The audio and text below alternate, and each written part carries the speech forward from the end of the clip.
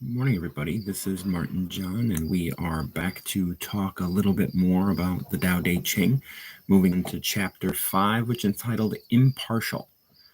So much of the Tao really kind of puts us in a place of wanting to be impartial. When I talk about the Tao, I always say it helps us live a more reasonable life. And what I mean by live a reasonable life is not asking other things to change for us.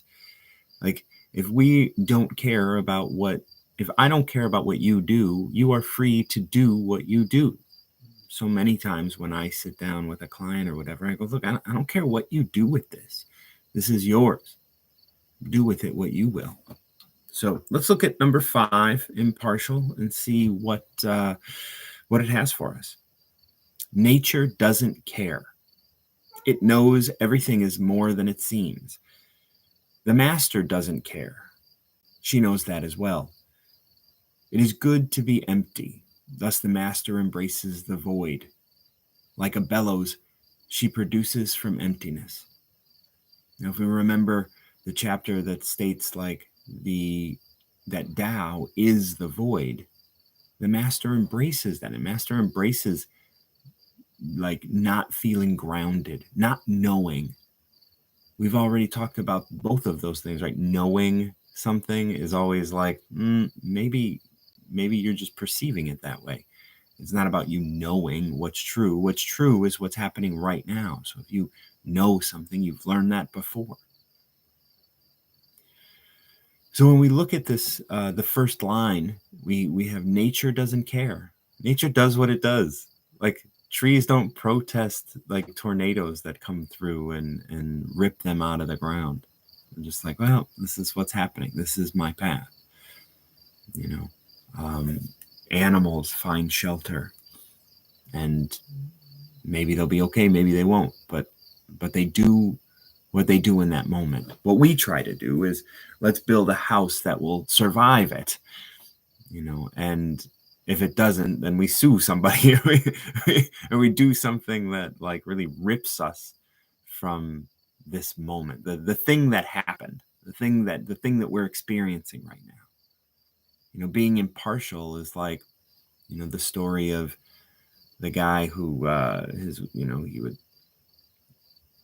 he had a horse, and his horse ran away, and his wife was like, oh well, this is the most worst, this is a horrible thing, like our horse ran away. And he was like, we'll see. And then the horse comes back after finding like a girlfriend. Right now they have 2 horses, and the wife's like, oh my god, this is so great. And he's like, we'll see. And then like their son is riding the new horse, and then he falls and breaks his leg, and she's like, oh my god, this is horrible, we'll see. Like, so it's about being impartial. There's a bigger picture out there. This experience that you're having right now, it's leading you to the next moment. Be here present with yourself. Don't think that this is the end. I always like to tell people when I work with them in my recovery work is always, what was it? I just lost it. It was, don't care, be impartial, nature doesn't care, we'll see. No, I lost it. What do I tell people? Either way, nature doesn't care. It knows everything is more than it seems. The master doesn't care. She knows that as well. And that's the thing. When you get into a place of like seeing what this is, like, this too shall pass, right? Like you can be in this moment without having to invest in this moment and limit yourself and limit your vision, limit who you are and what you're doing to this moment. It is going to change. This is what it was. If you think this is not going to change, then you're not thinking clearly. The way to think clearly is to remember that things are going to change.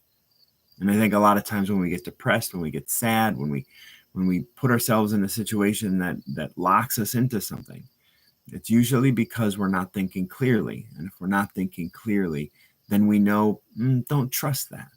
If we ever think that something's not going to change, we can just assume that we're not thinking clearly. And if we're not thinking clearly, we don't need to trust that thought. You can just let it go. Try to not care. Try to be like, well, this is as it is for this moment, and it is going to change.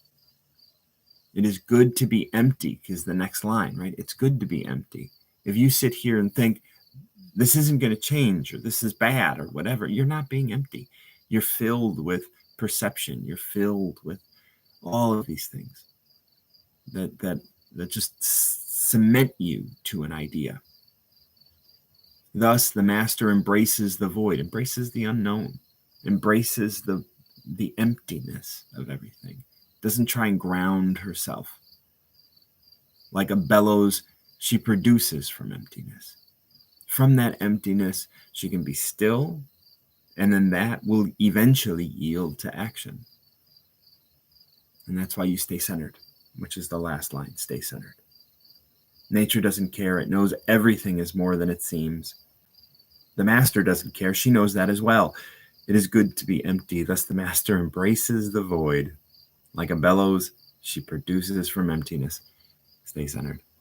Thank you so much for joining me for another chapter of the Tao Te Ching. And until next time, keep recovering yourself.